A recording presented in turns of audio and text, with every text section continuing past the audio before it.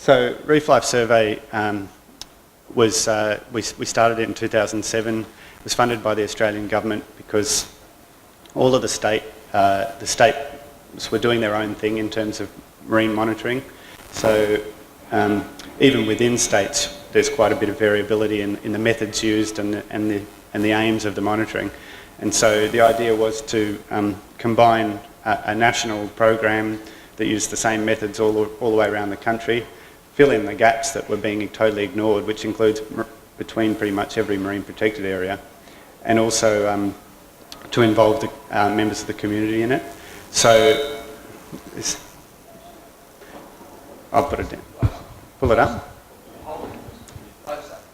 Okay. So the idea is that it differs from other citizen science programs in that we focus more on the quality of outputs, the quality and detail of outputs, rather than a broader inclusiveness of community engagement.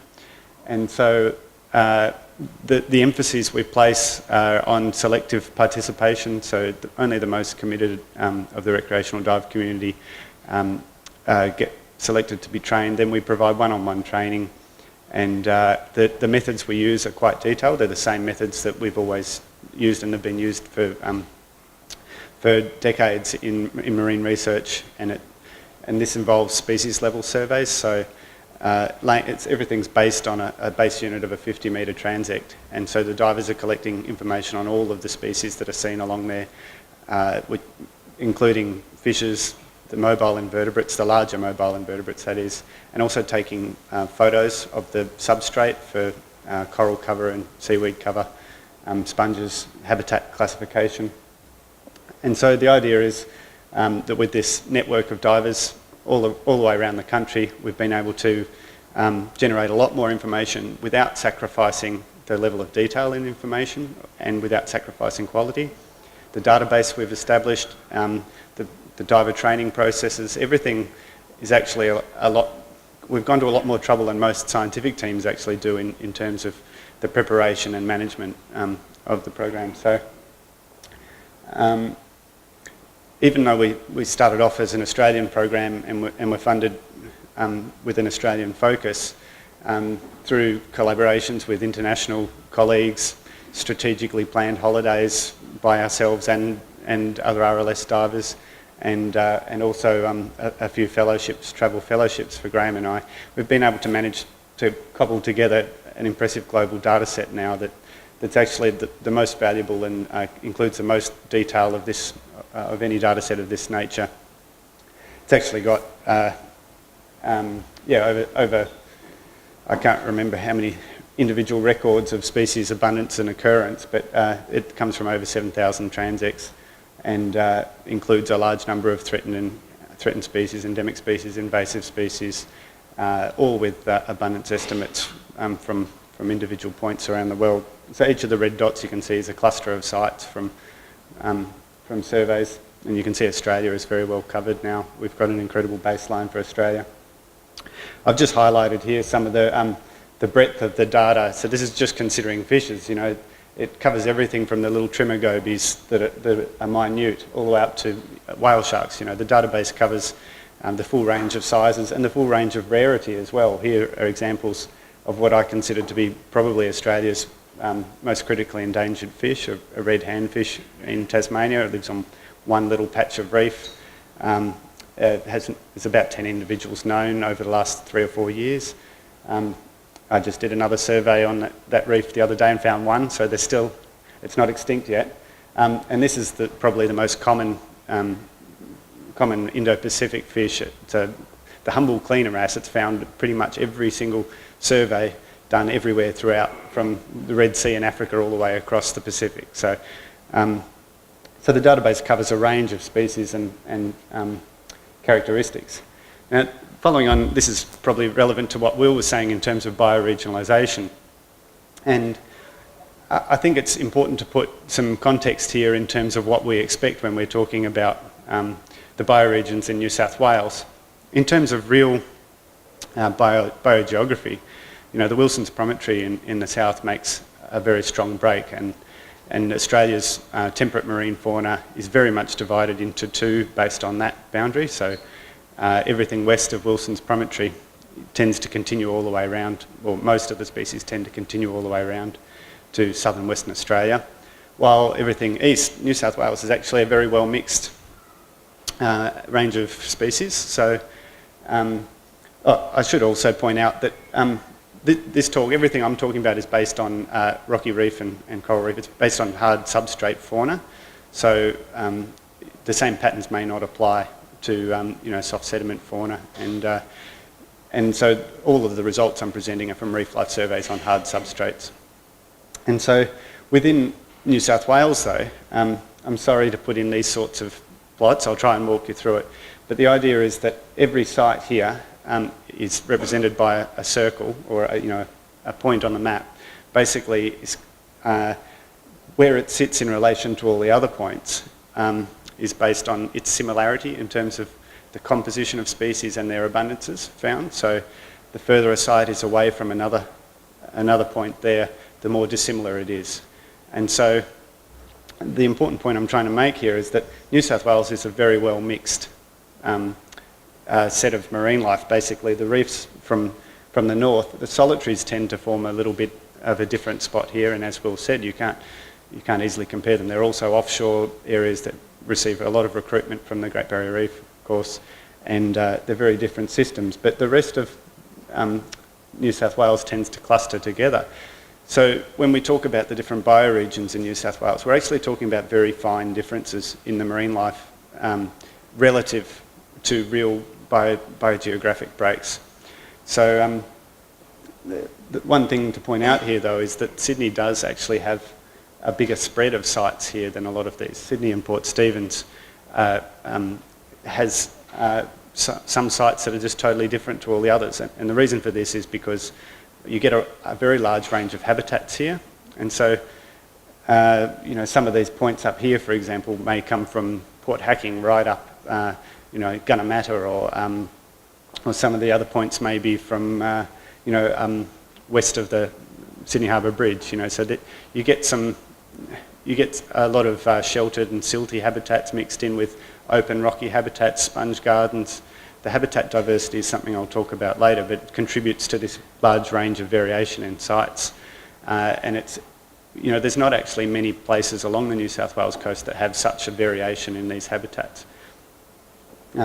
So anyway, keep in mind that when we're talking about bioregions, it's not that they're different species and totally different communities, but that it actually fits pretty much dead bang in the middle, as you would expect it to, of the New South Wales marine fauna. So what I'm going to talk about are other aspects of the Sydney marine life that I think make it different in relation to its context. So also the invertebrate one pretty much shows the same trend as the fish, but even more well mixed. So some of the things I'm going to cover, how Sydney differs in relation to the pressures, which pollution is obviously one of the major ones. Invasive species I'll talk about briefly, and climate change, which you could consider a pressure, but you may also consider it a value in terms of the nature of temperature impact on the fish community here, which I'll also talk about. But certainly climate change is going to change things through the future quite considerably in Sydney. And the habitat types and the species that live here do actually set Sydney aside from most other parts of New South Wales. So here are I'm going to show some results from a pollution study we did in between 2009 and 2011. We gathered large teams of reef life survey divers at these three cities and covered as many reef sites as we basically could through all of the areas of these systems that we could actually do visual surveys.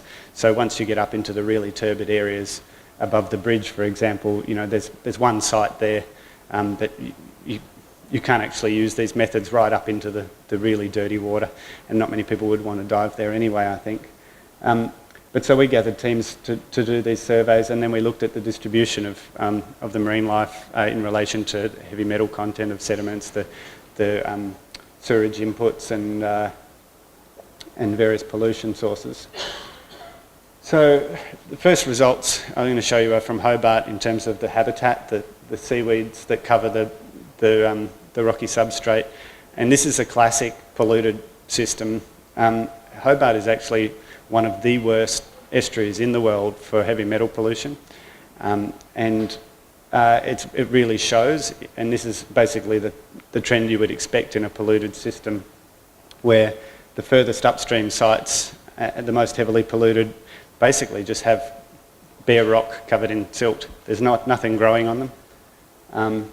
And then as you move down the system, you end up getting first areas of where the organic inputs are allowing filamentous and epiphytic algae, sort of a slime, to cover the rocks, and then you end up gradually increasing the amount of larger brown seaweeds and habitats to the point where you actually get some beautiful giant kelp forests at the bottom end of the Derwent Estuary. It's a really strong gradient here. It's a classic example. But in Sydney, things are actually really different, and this is still puzzling, but actually quite a positive if you think about it like this. We know Sydney Harbour is very polluted, but in terms of organic inputs, it doesn't have a large agricultural catchment like most of the agricultural catchment, like the rest of larger harbours and estuaries in Australia, as well as the sewerage in Sydney obviously gets piped out outside the harbour. And so when we're talking about organic inputs into Sydney Harbour, it doesn't seem like there's much of an impact in terms of the filamentous slime and the algae that you get growing in places like the Derwent. And you actually get kelp all the way up. So even that site that I showed you above the bridge still had kelp, common kelp, Eclonia radiata, as the common habitat, as the dominant habitat form, which, and if you walk along Darling Harbour, you'll see kelp there, which is actually really impressive. And I have to say there's a lot of sedimentation noticeable in these areas, and because they're sheltered from wave exposure, you don't get the kelp brushing clear the substrate below it, so you don't get the invertebrate fauna and things like that. So I'll still show you some results on invertebrates. But the point I wanted to make with the habitat types is as you move out towards the heads, you actually end up getting the kelp. You still get patches of kelp, but you end up getting more patches of urchin barrens. This sort of grazed bare with no algal component, not even any sponges, and just the crustose coralline algae.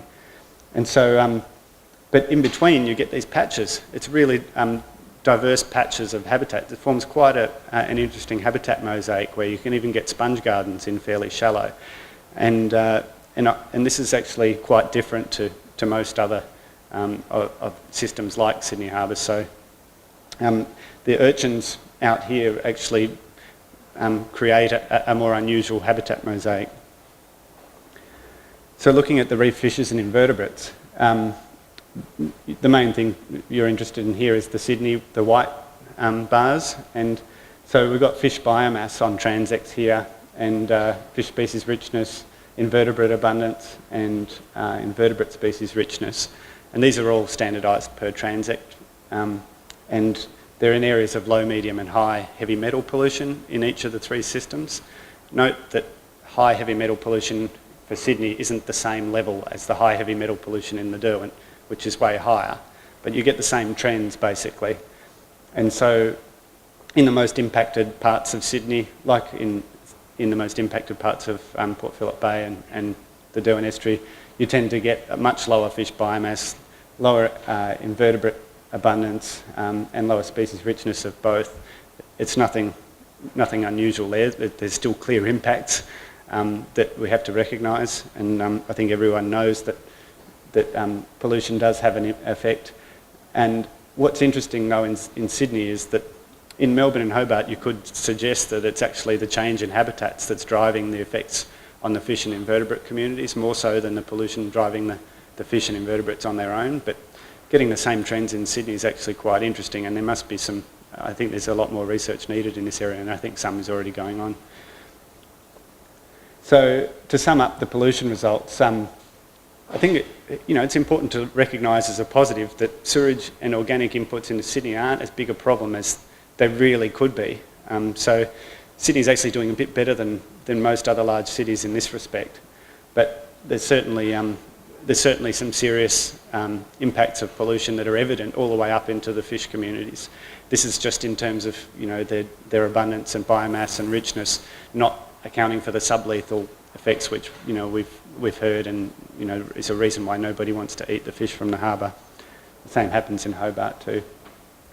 But something that, as I mentioned before, that stands out as something that's really different here is that it's actually the urchin abundance. It's ecological interactions that seem more important for driving the habitat that you would observe at a site, at least in the outer and parts of the middle harbour, than it is the pollution. So,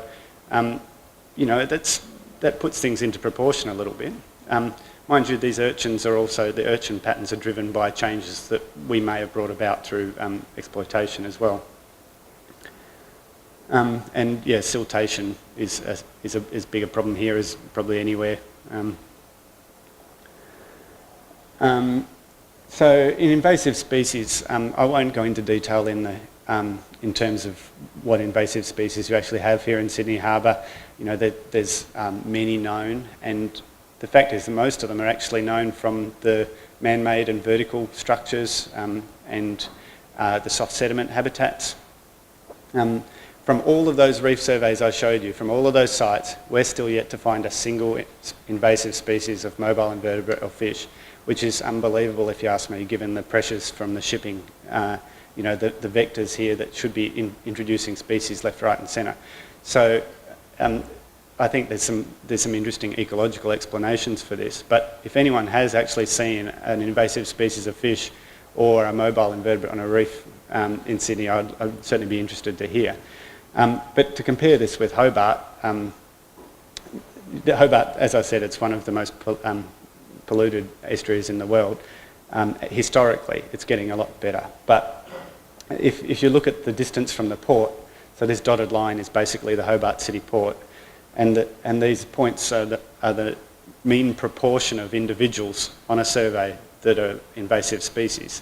You actually get a very significant trend where it's incredibly sobering, some sites close to the port. I remember counting all of the animals on some transit lines, which average 210 individuals per 50 metres squared. So there's actually a lot there, but it's all invasive. It's unbelievable. It's sea stars, crabs, shells, and a couple of species of New Zealand small fish that live on the bottom. It's very sobering. But at least that actually improves as you move down the estuary, and by the time you get out of Hobart, out of the Derwent estuary, there's actually very few. That we've tracked a few of them spreading up and down the coast in the last decade, but there's comparatively few.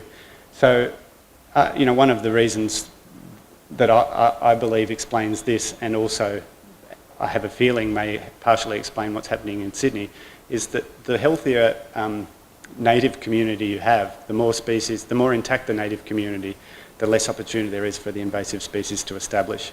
So in Hobart, I think these are really capitalising on empty niches, basically an area that was too polluted to support the native species, and it's just left open ground for the invasive species to fit into, whether they're pollution tolerant or whether the pollution levels have now come to the level that they can establish.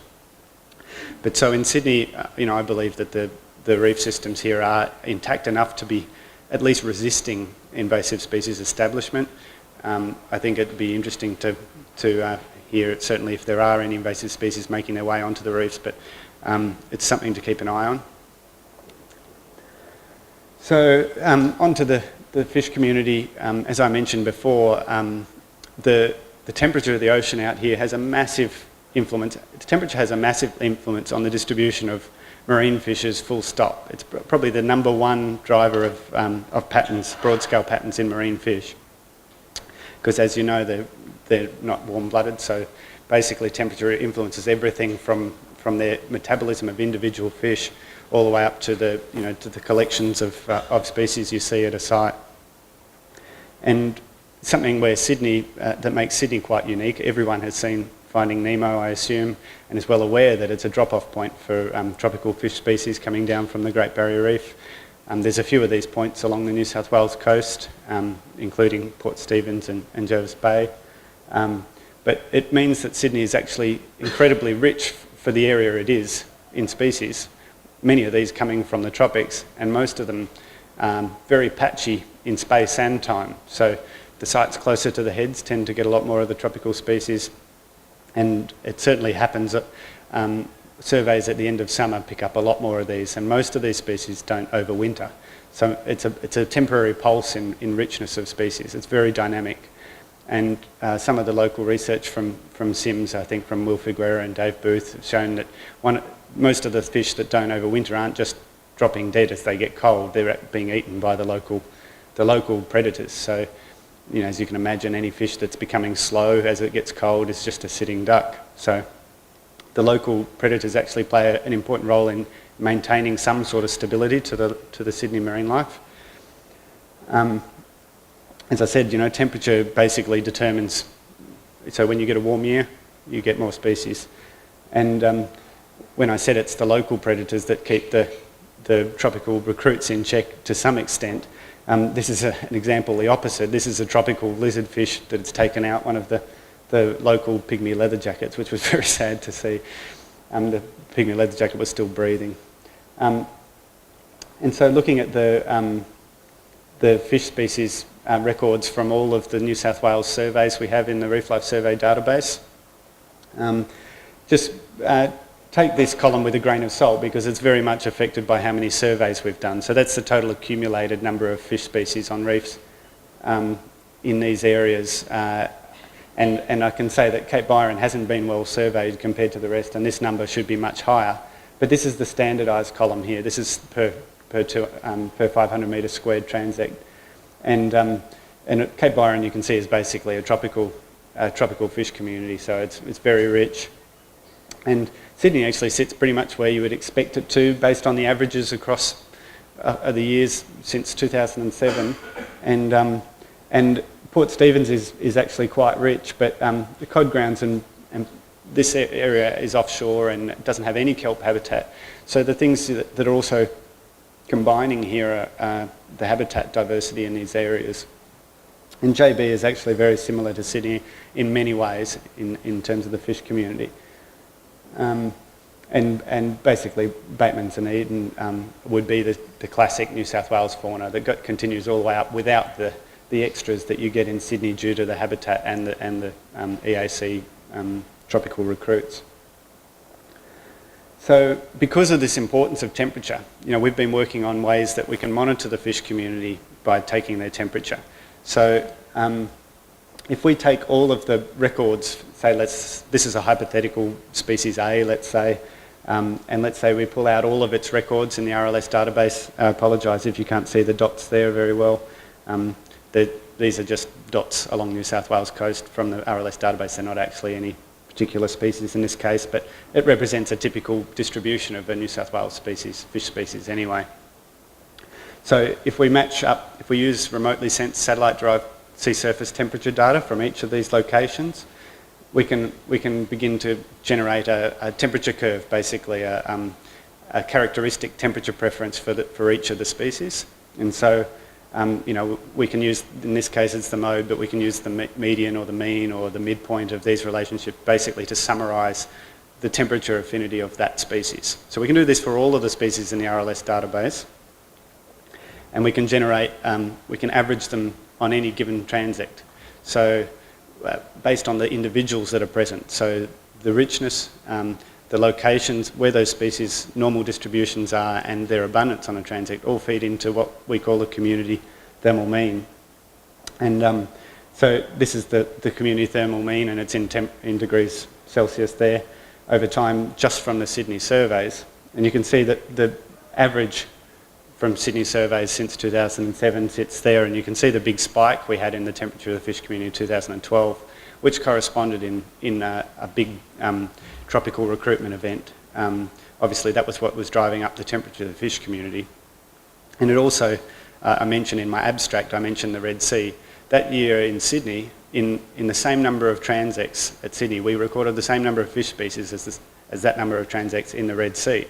So the Red Sea obviously has a lot more species per transect, but because of we were encountering different species on all the transects in Sydney, the cumulative total was actually similar. So it's, that was about 160, I think, species over the 160, 170 species over the survey period, which is, when you think probably about 100 would be typical New South Wales species. So it's quite a significant contribution of the tropical fish to the local community at that time. And you can see it actually made it a lot warmer in its signature than the average is for Port Stephens. So basically, you could take a fish community from a couple of 100 kilometres up the coast and bring it down here to Sydney in 2012. That's what we had. And so this is something that I consider as an important point for recognising Sydney's marine life. Because of this diversity of habitats and the sheltered environment, you actually find a lot of these interesting, cryptic, unusual fish species. As Will showed, the red Indian fish is one of these. It's actually a reasonably widely distributed fish, and some of these are. So it's not like it's they're of conservation concern that we need to protect them in Sydney, but some we do. So for example here, the Sydney pygmy pipe horse and this species of anglerfish is actually a new genus of anglerfish was described this year based on records from Sydney. So Sydney and Jervis Bay are basically the only places these two species have ever been seen. These could easily go extinct without anyone knowing. There's probably a very low abundance of these and nobody's tracking them.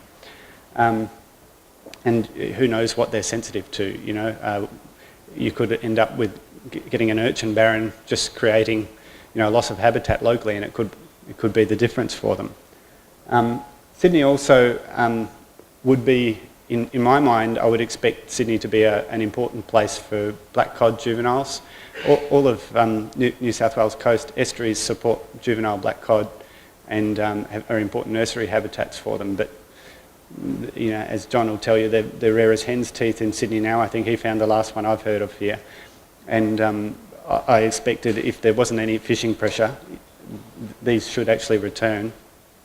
There's also the iconic species, as Will said, the weedy sea dragon is actually distributed all the way around to southwestern Australia, but it's patchy where you find it. There's only a handful of places I can think of around that whole distribution where they're sort of hotspots for it, and it's certainly a good one to sell to the public in terms of some of the values here, because it's iconic and people relate to it.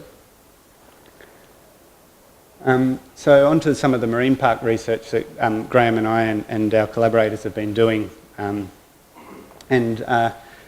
a recent paper based on the RLS global data set, we analysed 87 MPAs, and based on what we're seeing in the most effective MPAs, we estimated that about 63% or more of the biomass of reef fishes has been removed just from fishing globally. So obviously in some groups, this is the total reef fish biomass. It includes the little stuff that nobody's interested in. And so, it's a lot higher than this in some groups. Trevallies and reef sharks in the tropics, for example, are much harder hit. It's about 95% of reef shark biomass has been lost around the world. These are our estimates. And it's important to note that the way the biomass structure is on reefs, as you can imagine, most of the biomass is held in a few individuals of large-bodied species, with all of the abundant smaller species not making up as much biomass in an intact community.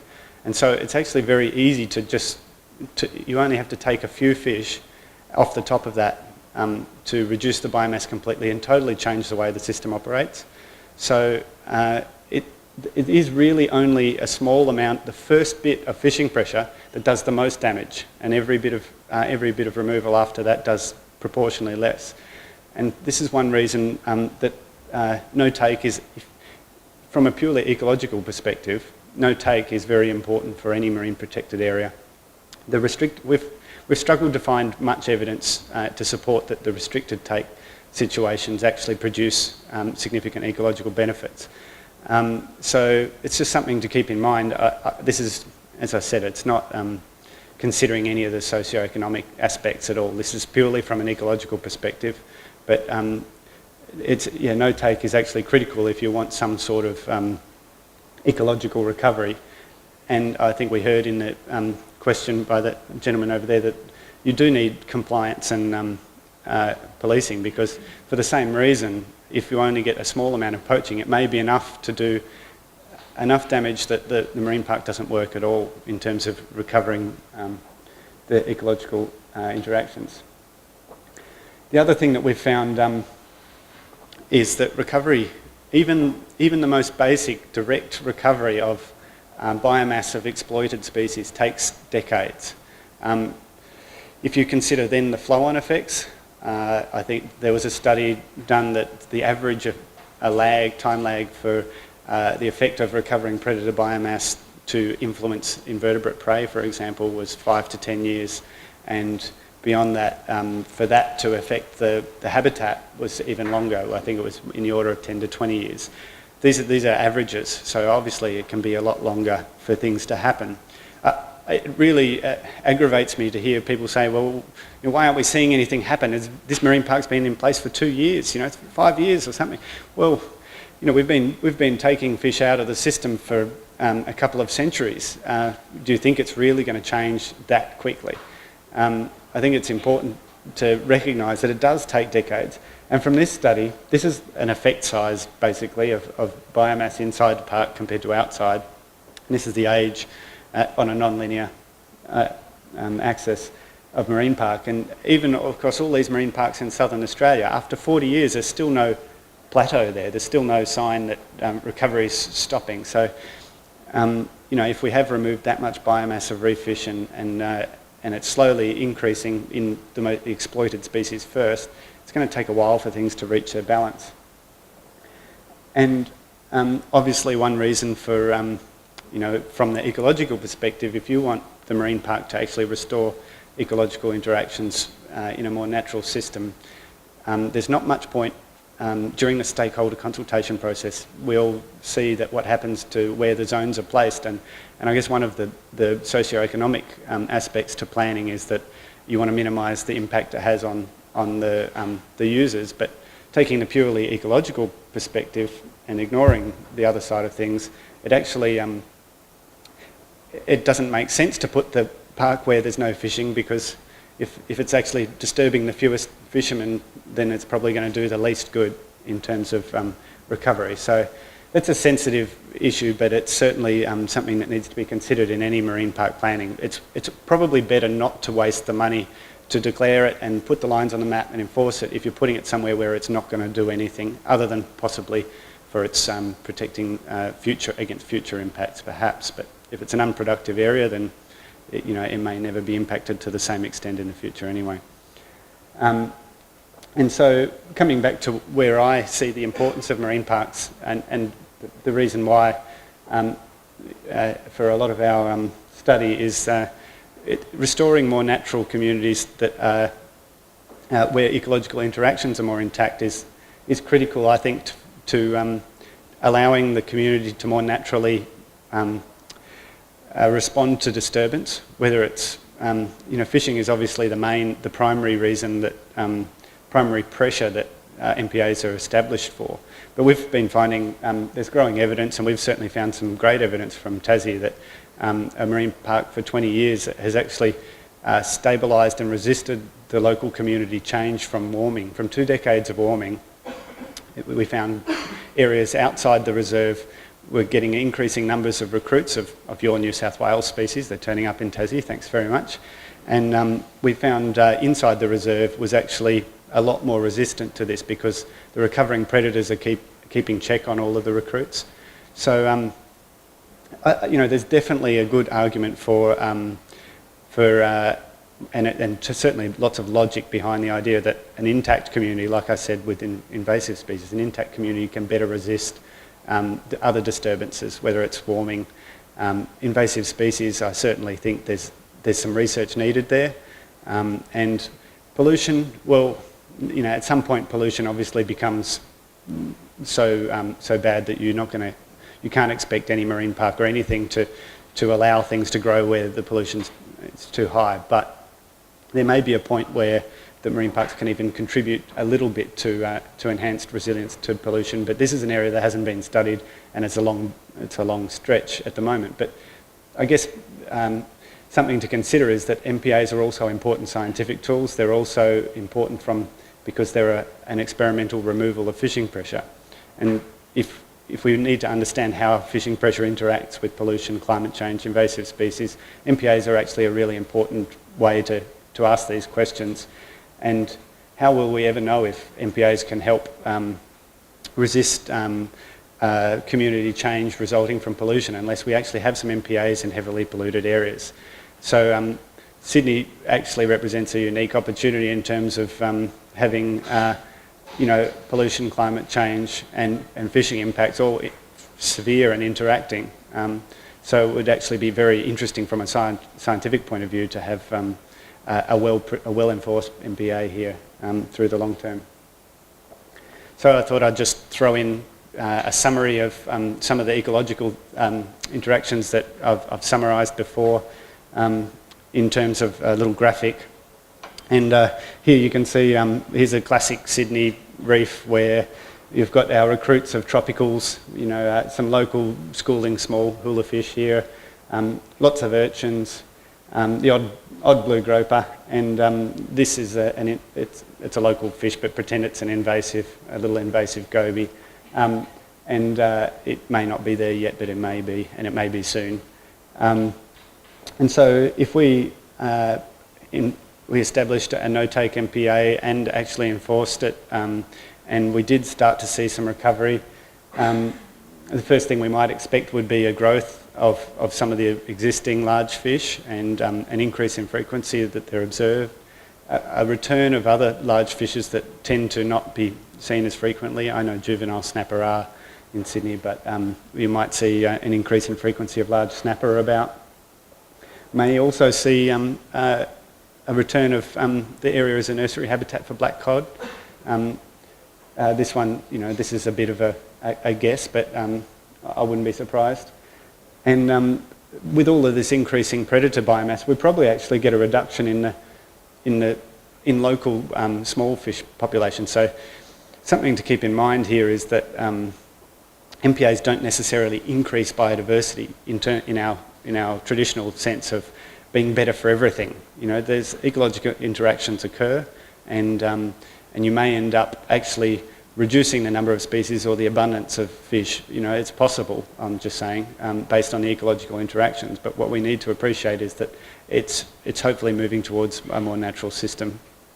And so these changes in predator populations may change the habitat a little bit. You may end up getting some areas of urchin barrens turning back into kelp or sponge gardens. And you may get a return, an increase in frequency of lobsters here, which should be using all of these reefs in the area. But apart from that one in Will's video, they seem pretty scarce to me. So we should be seeing a lot more of them. And we'll still be getting tropical recruits, but I would hypothesise that we'd probably see less of them if we have more of these intact predator populations. So something, as I said before, it doesn't mean that we might get an increase in biodiversity. In both these pictures, there's the same number of fish species.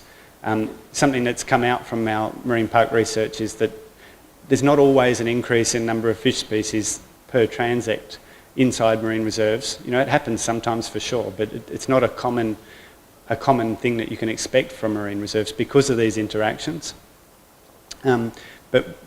But often when you get the changing habitats across the whole seascape, you may end up supporting a greater range of species. That's where the benefits might come for species richness.